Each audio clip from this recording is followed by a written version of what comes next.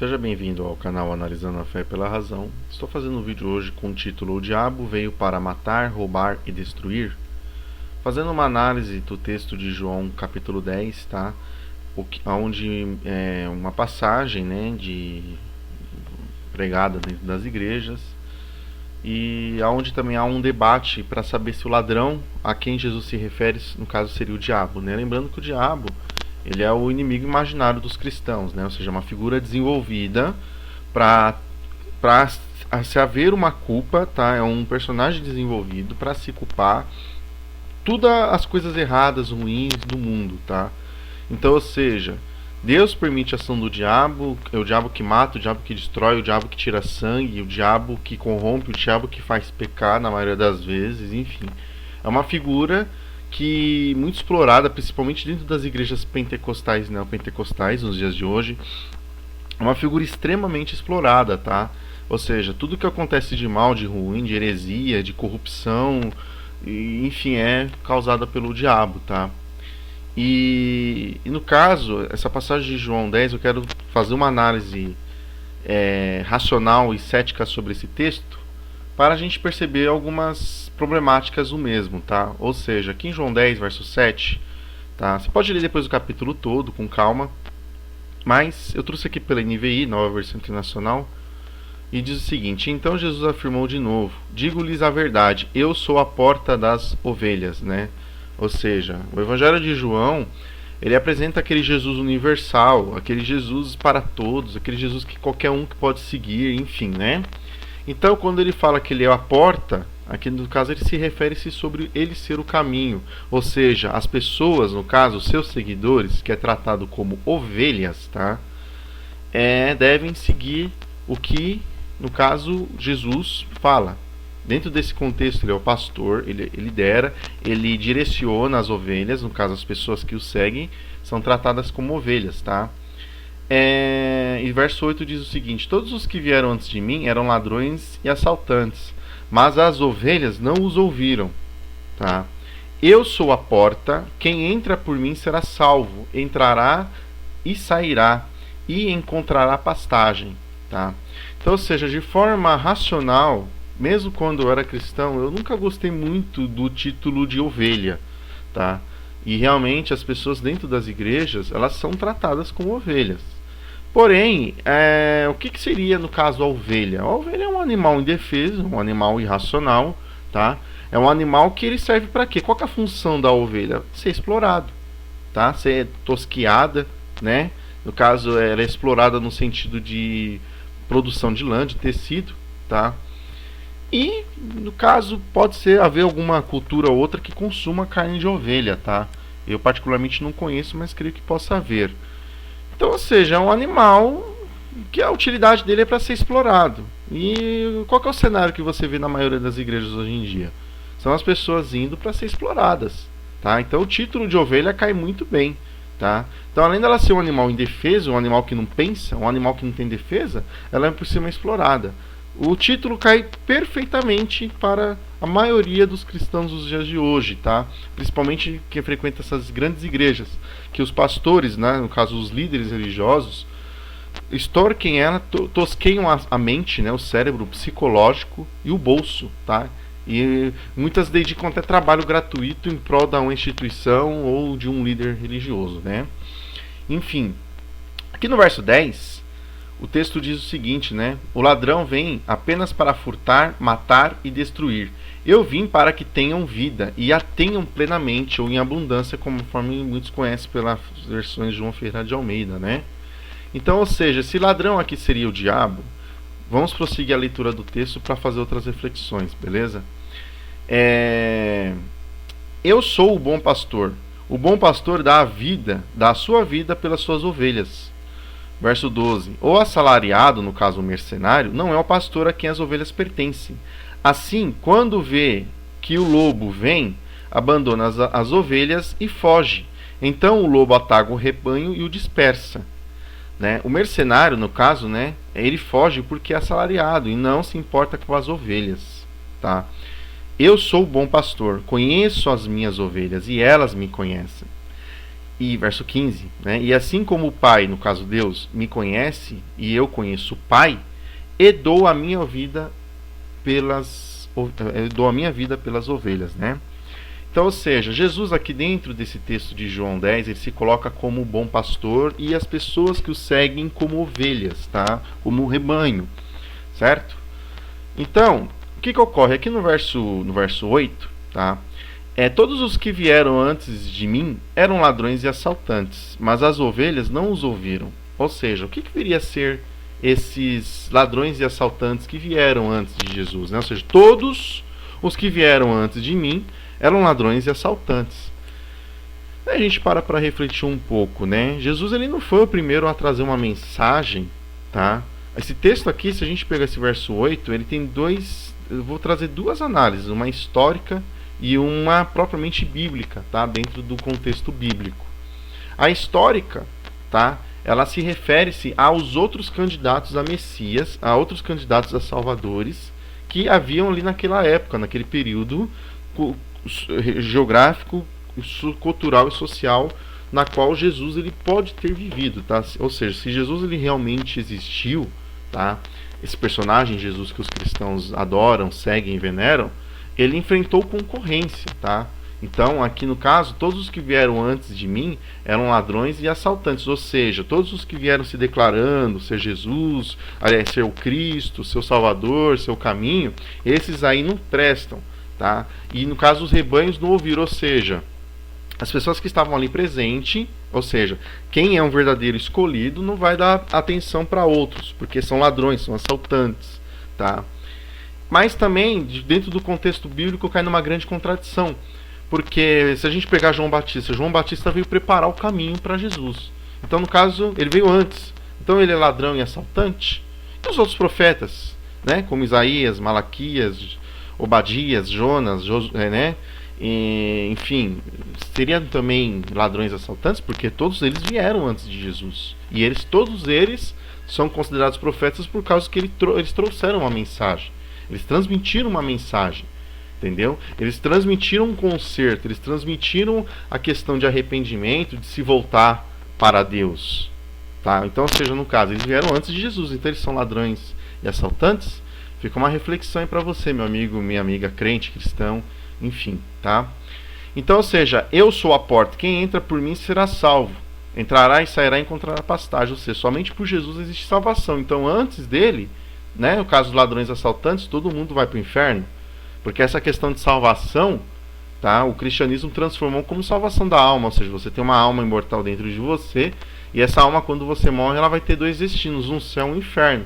E para você ir para um lugar bom, que no caso um lugar melhor do que na Terra, onde todos nós, seres humanos que estamos vivos, vivemos, para você ir para um lugar melhor, você tem que ter Jesus. Se você não tiver Jesus, você vai para o inferno, que é um lugar pior, né? Então, ou seja, salvação só por intermédio de Jesus.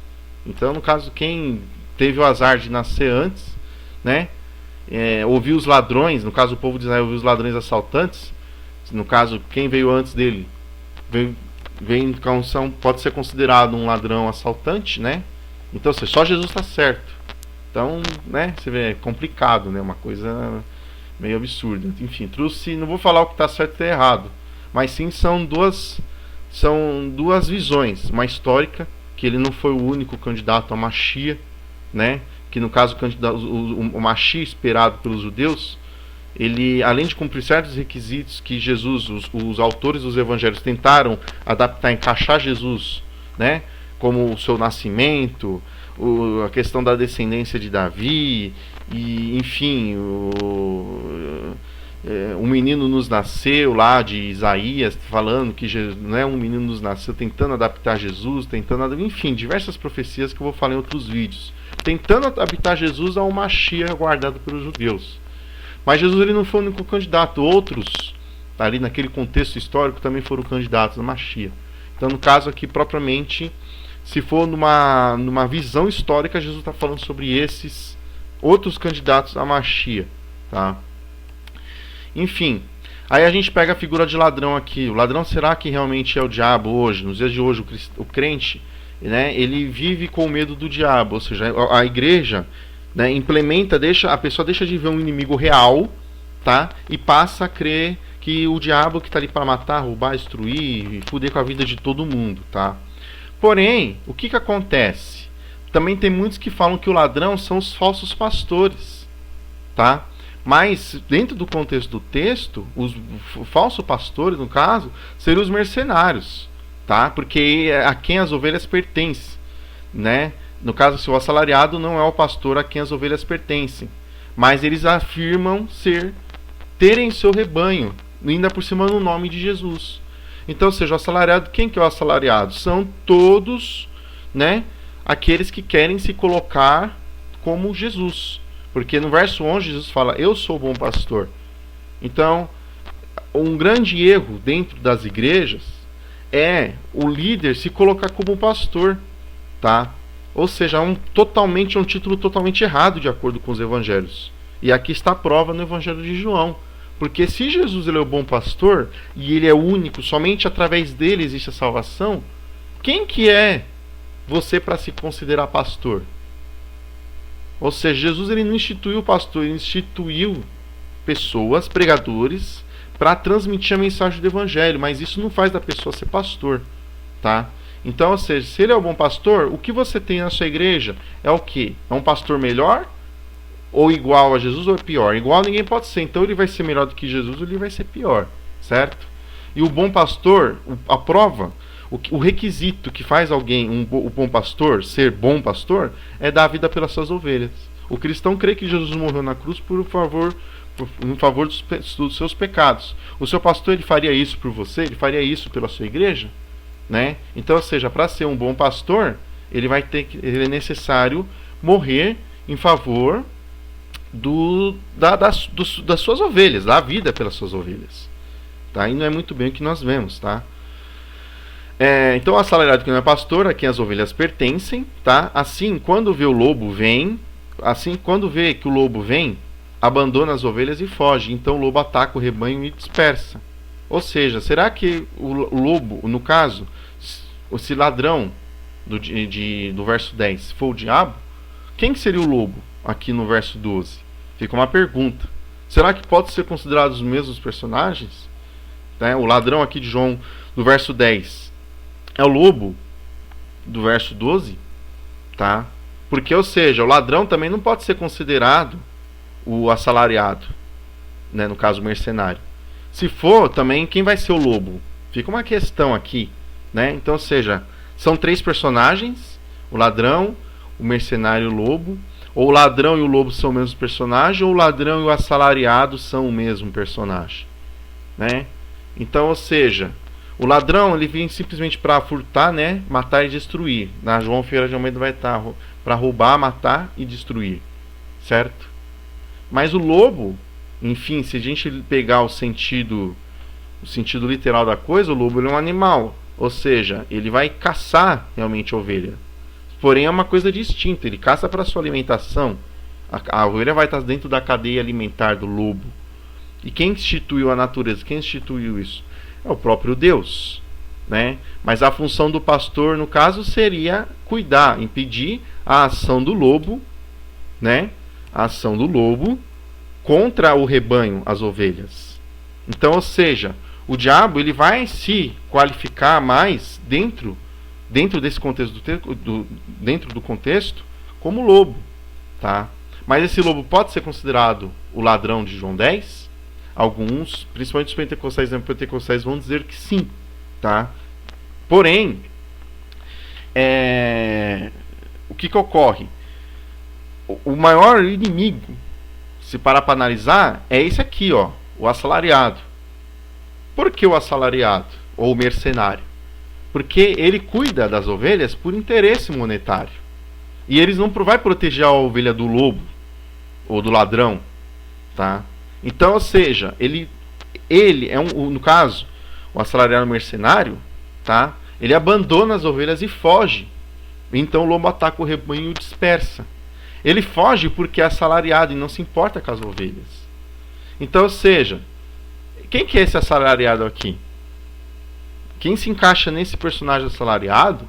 Os crentes se preocupam mais aqui com o inimigo imaginário. O diabo, que pode ser o lobo ou o ladrão de João 10. tá? Se vão ser o mesmo personagem ou não, enfim.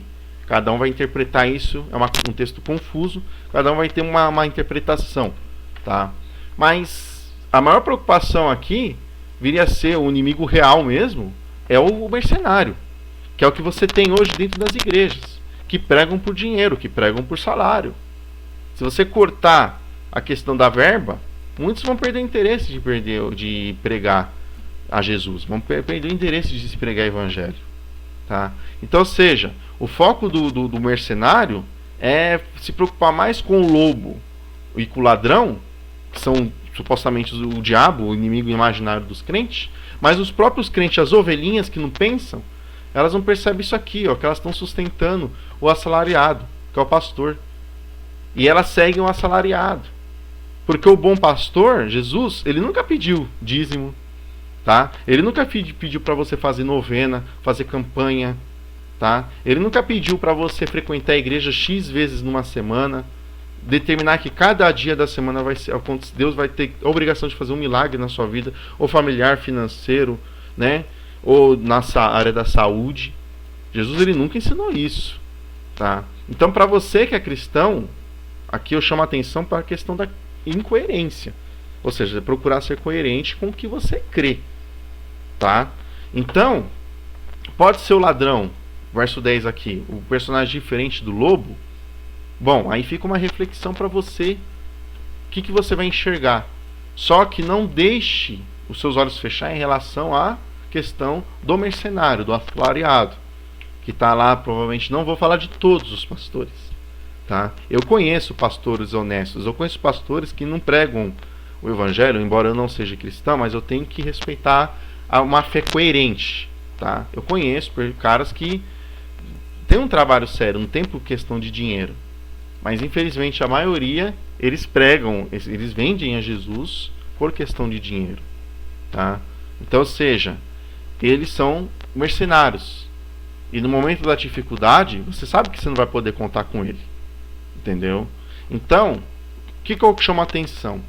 Se vocês parar para analisar sobre a questão do diabo, tá? Que se você acha que é o ladrão aqui de João 10 e o lobo, analise que no Antigo Testamento Deus, ele era o responsável pelo bem ou pelo mal, e tudo que o diabo faz, tá? É porque Deus está permitindo. Então, o maior culpado, quando você fala sobre o diabo, tá? Você está ridicularizando a figura do seu próprio Deus, certo? Porque ele não poderia acabar com a ação do diabo, já que o diabo que rouba, destrói, controla o mundo. Ou seja, se Deus criou o mundo, cara, como assim? Ele pega, passa o mundo para a mão do seu inimigo e não faz nada para tomar. O diabo está aí agindo, estuprando, matando, então, né? E o que Deus está fazendo? Então, ou seja, o próprio crente, ele ridiculariza a figura de Deus. E depois ele vem querer falar do descrente. Então, o próprio crente, ele ridiculariza. Ele menospreza a figura toda poderosa de Deus, que ele diz crer, amar e defender e entregar a vida. Certo? Então, se você segue a Jesus, tá? Seja coerente, faça dele seu pastor. Toma cuidado com o que o teu líder religioso da sua igreja anda pregando para você, certo? Recomendo vocês lerem esse texto, esse capítulo 10 de João, em outras versões, tá? Uma João Ferreira de Almeida, uma King James, uma Bíblia Católica, né? Enfim, uma da tradução do Novo Mundo, e faça uma reflexão, tá? E se você frequenta uma igreja, para analisar se o seu pastor está coerente com o que Jesus ensinou, certo? Porque se Jesus, ele é único na sua vida, então somente ele deve ser o bom pastor. E bom pastor, no caso, de forma coerente, é somente um. Se você gostou do vídeo, dê o seu joinha, dê o seu like. Dúvidas, sugestões, críticas, reclamações, enfim, os comentários estão abertos. Se inscreva-se no canal, compartilhe nas redes sociais, nos grupos de debates religiosos. Um forte abraço a todos e paz.